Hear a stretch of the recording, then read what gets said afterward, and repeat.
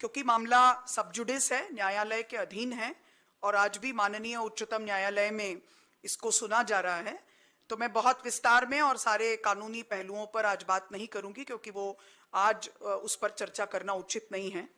मगर एक चीज ऑलरेडी पब्लिक डोमेन में है और अब क्योंकि वो इलेक्शन कमीशन की साइट पे उपलब्ध है तो वो वैसे भी आप सबके सामने है, उसकी बात जरूर मैं रखूंगी और मेरे एक साथी को मैं अनुरोध करूंगी कि वो स्लाइड के रूप में यहाँ पर उसको चलाएं। जो सारे मामले की जड़ है वो चल गया है, फॉर्म 26 है। ये कहा गया कि मेरे द्वारा फॉर्म 26 में बात को दर्ज नहीं किया गया और तथ्य को छुपाया गया। अब उसके जो सवाल हैं वो आपके सामने हैं।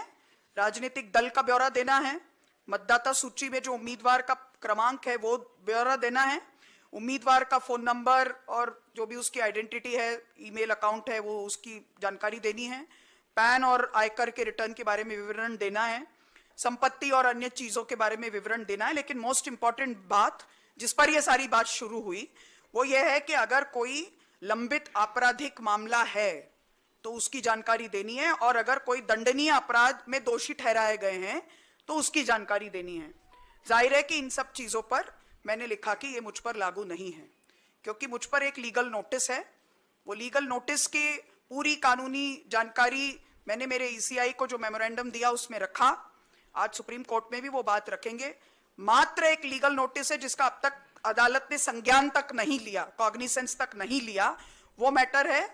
तो अब इसको दर्ज करने के लिए कॉलम कहां था, ये क्लैरिटी होनी चाहिए। फॉर्म 26 में ऐसा कोई कॉलम नहीं है जिसमें लिखा जाए कि रैंडम कोई प्राइवेट कंप्लेंट के भी बारे में सूचना दीजिए। अगर वो ऐसा कोई कॉलम होता तो हम ये सूचना जरूर देते। इतना ही मैं अपनी ओर से कहूंगी क्योंकि ये दोनों ही मामले, लीगल नोटिस और आज जो सुप्रीम कोर्ट में सुनवाई है, वो ये सब मामले वहां आज सुने जाएंगे। तो इस पर इसके अलावा और कुछ बोलना मेरे लिए आज वो ठीक नहीं होगा। वो सुप्रीम कोर्ट की जो गरिमा है उसके भी साथ ठीक नहीं होगा। मगर ये डॉक्यूमेंट क्योंकि पब्लिक डोमेन में है, मेरा एफिडेविट पब्लिक डोमेन में आप सबके पास ऑलरेडी होगा, इसलिए मैंने अपनी ओर से ये बात आपके समक्ष रखी ताकि ये किसी प्रकार की डिस्क्रिपेंसी ना हो कि फॉर्म में कोई कमी रह गई थी या कोई जानकारी छुपाई गई थी। कोई भी जानकारी छुपाई नहीं गई जो कि मांगी गई।